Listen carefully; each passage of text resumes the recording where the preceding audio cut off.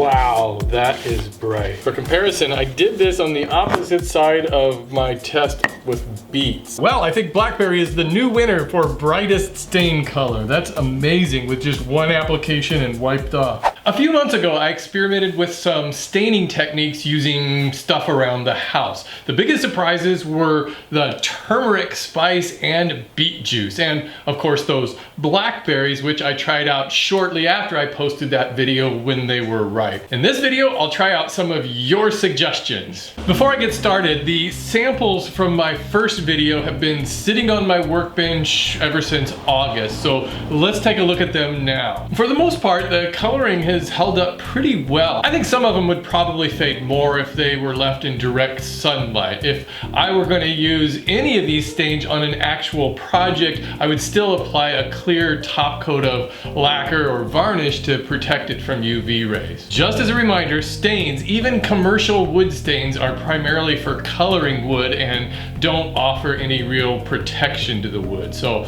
always apply a clear top coat. Second, a lot of you had concerns about the food products going rancid or leaving odors, and I was actually surprised that the odors almost completely vanished as soon as they were dry on the wood. Some had a slight odor for a couple of days, but only when I brought them up to my nose, but it's really nothing worse than commercial wood stains. Again, a clear top coat would eliminate all odors. So there were a few suggestions to use steel wool and vinegar.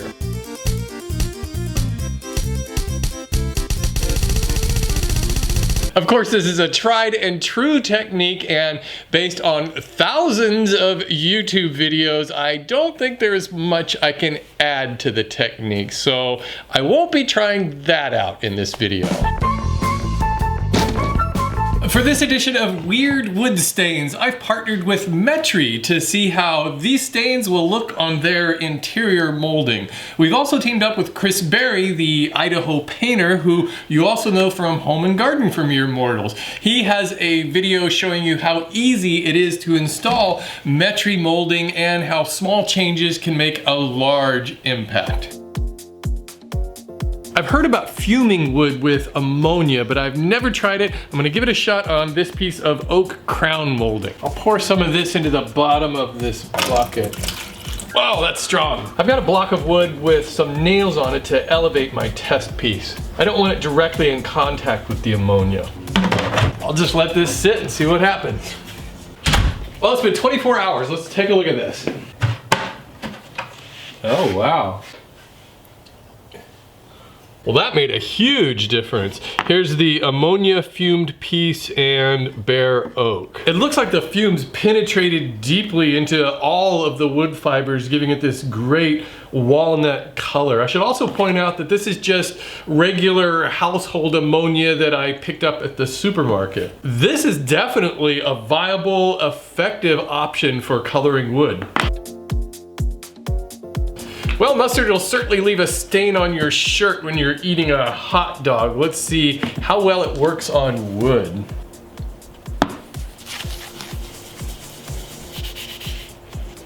Well, that actually turned out better than I expected. The mustard gives it kind of a golden tint.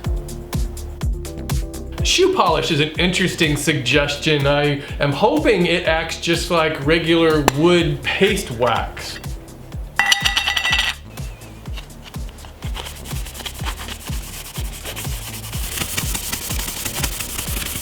Wow, that has a real dramatic effect on the wood, and you can kind of buff it out. It has a nice, slick, glossy feel to it. RIT is normally used for dyeing fabrics. I'm gonna mix it up with some hot water.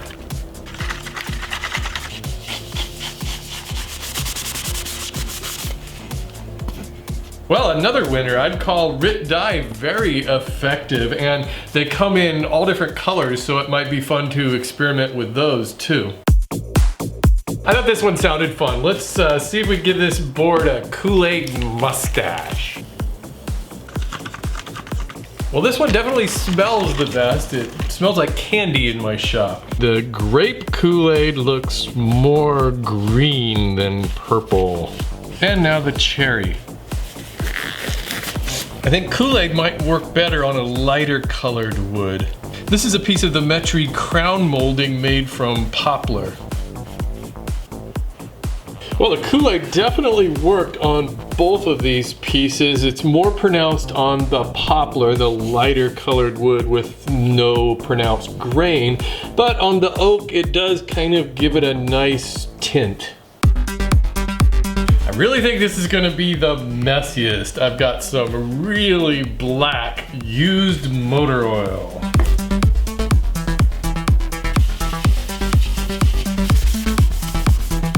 Wow, well, more than any of the others, the motor oil definitely brings out the grain in the wood. Well, that is a striking difference, and I kind of wonder if the motor oil might be adding some protection to the wood too. Finally, several of you asked about food coloring. I actually tried that a few years ago to create this tie-dye effect, and it worked out great. I protected the frame with lacquer, and it's been on the wall for over 4 years. Here's what it looks like now. I think food coloring is an excellent way to color wood. I want to thank Metri for sponsoring this video and for sending me these molding samples. Metri has an extensive collection of trims and moldings on their website, from solid wood products to pre-primed MDF if you're going to paint a project. Even a small change like installing a chair rail can really make a big impact in your home. For project ideas, tutorials, and lots more information, please check out the Metri website at metri.com or click on the link down in the description. And be sure to watch Chris's Metri installation video for professional painting and installation tips. Well, I gotta say that the big winners here are Ammonia, which gives the wood a nice weathered appearance, and surprisingly, used motor oil, which makes the grain pop like nothing I've tried before. I have more stains on my list to try out in Weird Wood Stains number 3. If you have any suggestions you'd like to see me try, leave a comment. Thanks for watching, everybody. I'll see you next time.